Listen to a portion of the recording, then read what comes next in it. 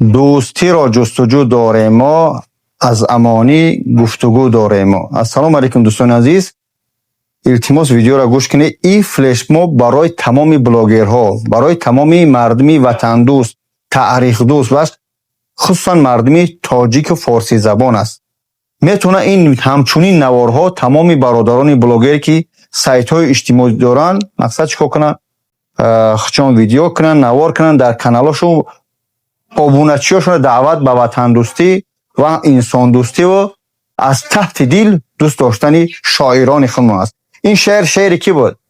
یکی از شاعران برجسته تاجیک، قهرمان جمهوری تاجیکستان میرزا تورسونزاده که در همین سامانی هست، یک سامانه سال 1911 به دنیا آمده است و 1977 مقصد عالم فانی را پدرود گفته است.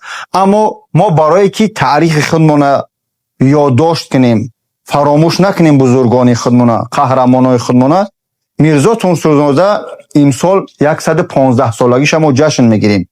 نوار ما این رقم در تهماندگیم برای چی از تلگرامی باباجانی 88 است. هر بیننده که آبونچی من هسته نوار میکنم میپرتایا، نوار شما میگیرم برازگی خودش در کانال و میگذارم از وطن دوستی، از شعرهای این شاعری برجسته و خدمت کرده ملت تاجیک فارسی زبان که در سالهای شوروی چقدر سخت بود اما این خدمت کرد برای وطن خودمان، نوار کردم میگذارم. اگر نواری همه پرسموتری خوب یا لایکی خوب گرفت، از مابین آبونچی‌های اینستاگرام، این کار در اینستاگرام من میشه، در یوتیوب هم میگذارم اما اینستاگرام ویبر کردن یا که انتخاب کردن قهرمانایی که ویدیوهای خوب میکنن میپرتاین برای ما آسان‌تر میشه.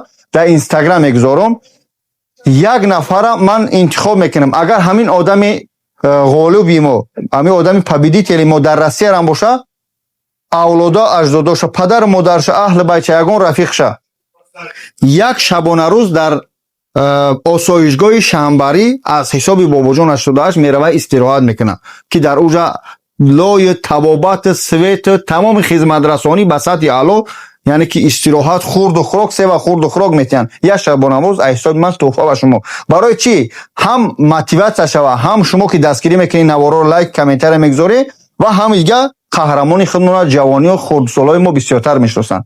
اگه من آفیس ندارم، در آفیس بشینم متاسفانه گپ زنم، با هم خاطر یک جای برادر تلفن میفروشه، در همینجا من نوار کردم از قهرمانای خودمون. نه تنها میرزا تورسونزاده، تمامی شاعرها و قهرمانای خودمون باید فراموش نکنیم، برای که ملت تاجیک ملتی کهن بنیاد است، ملتی قهرمان است، ملتی سربلند به ناموسیم. الله نگهبانتون. نوار پاک کنید. سلام علیکم.